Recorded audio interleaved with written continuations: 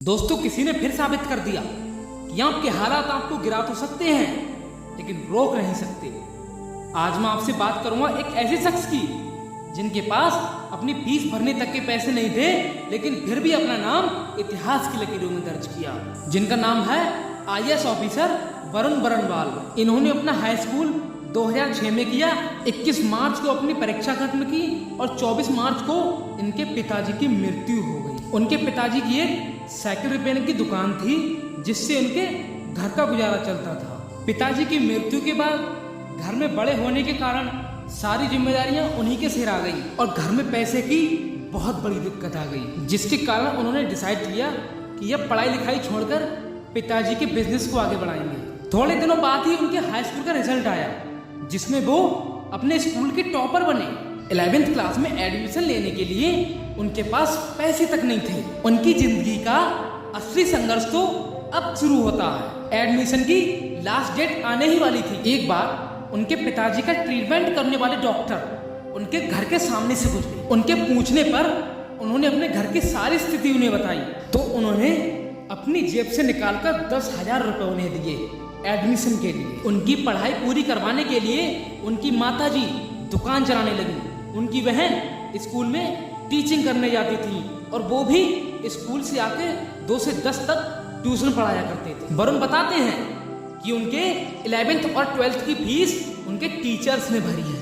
अब उन्हें इंजीनियरिंग करनी थी, जिसके लिए उनकी माताजी ने अपनी 2 साल की जमा पूंजी उनकी इंजीनियरिंग की फर्स्ट ईयर में लगा दी। उनकी इंजीनियरिंग पूरी कराने के लिए उनके दोस्तों ने और उनके दोस्तों के पेरेंट्स ने उनकी फीस भरी, जिससे उन्होंने अपनी इंजीनियरिंग पूरी की। और इतना ही नहीं, जब उनका रिजल्ट आया तो वे अपनी यूनिवर्सिटी के टॉपर बने।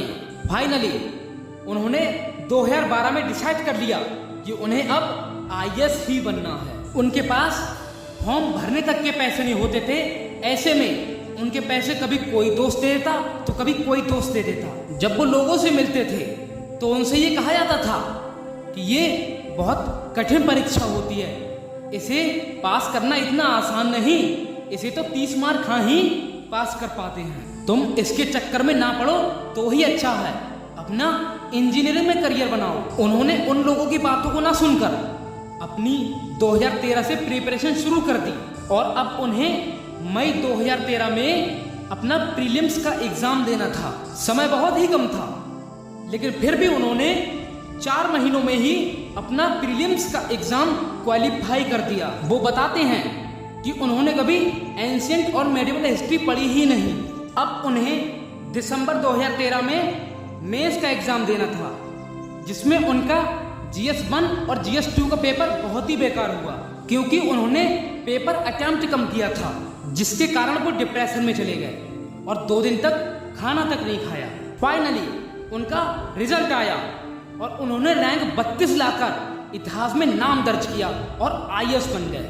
इस वीडियो से हमें यह सीख मिलती है कि हमारा आज हमारा कल डिसाइड नहीं कर सकता।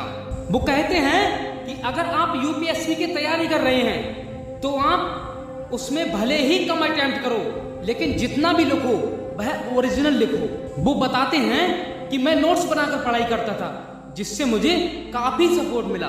और उन्होंने एक और मोस्ट इंपोर्टेंट थिंग बताई कि आपको अपनी पढ़ाई का हर दिन का प्लान सेट करना चाहिए। वो कहते हैं कि मैंने बहुत सी गलतियां की, लेकिन मैं उन गलतियों से सीखकर आगे बढ़ता रहा। दोस्त, हमें हमारी गलतियों को और परेशानियों को लेकर नहीं बैठना चाहिए, बल्कि उनसे सीखकर जिंदगी में आगे बढ़ जाना चाहिए। आज की वीडियो में बस इतना ही। मिलते हैं अगली नई वीडियो में, तब तक के लिए जय हिंद, वंदे मातरम।